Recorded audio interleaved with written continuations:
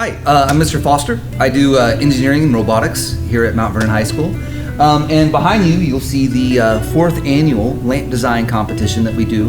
And this is actually for my entry-level engineering and design course.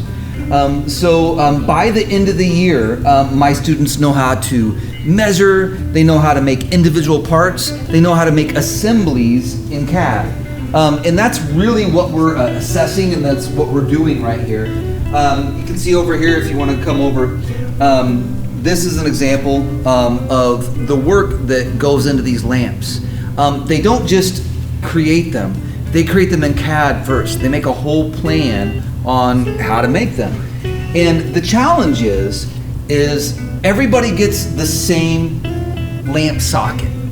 And they have to figure out how to integrate that lamp socket and make a really cool design. So you can see this student, they have a cool soccer ball on here, but the lamp socket's just kind of hanging there, right?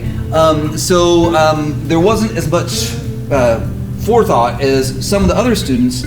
You can see right here, this student, the cord kind of wraps up and in. They actually 3D printed a cavity in here to where everything is integrated and it's built in.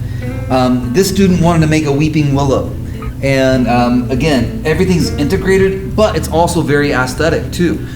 We talk about aesthetics and we talk about complementary colors and shading and texture and all those things. And he wanted to have a translucent look to this willow tree, and I thought he did a really good job. Lots of each one of these strips of leaves are an individual 3D print, and he kept the printer very, very busy and used a lot of super glue. Now, a lot of students brought together maybe some craftsmanship that they did with a relative, or they did something at home. This student used walnut and went with her grandpa and used a lathe to turn that walnut base. The top is 3D printed though, so it all came together, and she had a plan for it. That was her plan, and she used CAD to design that. Each year we try to give a prize, and for the past 3 years we've been giving away 3D printers. And this year it's really, really exciting because there's new 3D printers out and everybody's really excited about the new 3D printers. So this project is the culmination of all the learning that they've had all year long. And it is actually very, very important that teachers and staff come out and vote for this competition. It's not a popularity contest. We don't have friends, we don't have students vote.